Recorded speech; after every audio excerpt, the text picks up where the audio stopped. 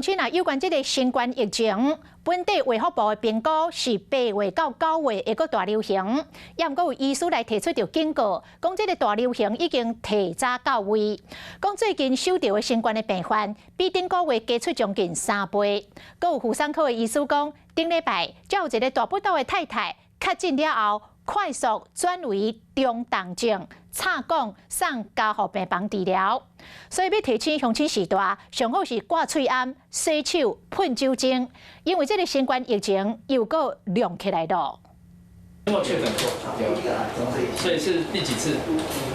第二次。人无爽快，会知来互医生看，想要到个确诊啊。平常时的诊所来真侪患者，最近疫情搁举起来，冒出现镜头民众看无到底是新冠确诊，还是流感，或者是落得病毒。就是有一点发烧、头痛这样，会想说到底是确诊还是感冒而已。上次有，可是筛是没有。卫福部本正评估新冠疫情高峰会伫咧8、9月之间，不过即马也未超过确诊的人数一直咧变多。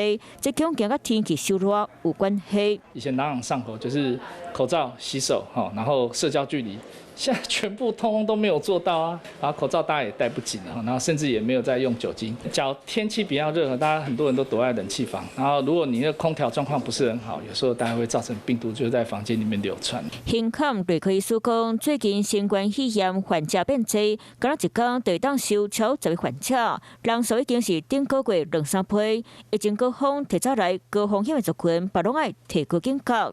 上个礼拜那个孕妇啊，她根本才住院没有多久，一下就变重症，一下就插管送加护病房。除了打疫苗，吃孕妇的话，还是建议吃抗病毒药。无论有生的妈妈，或者是囡仔是大人，嘛是爱个煮预防针。不过为医师药师感觉最近欠药破，快代志济嘛拢无够，甚至病床嘛无够。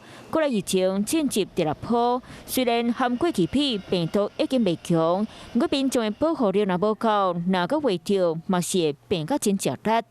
Hello， 我是郑雅芳。想要抢先掌握最及时的新闻资讯吗？赶快订阅、按赞、开启小铃铛，锁定华视新闻 YouTube 频道。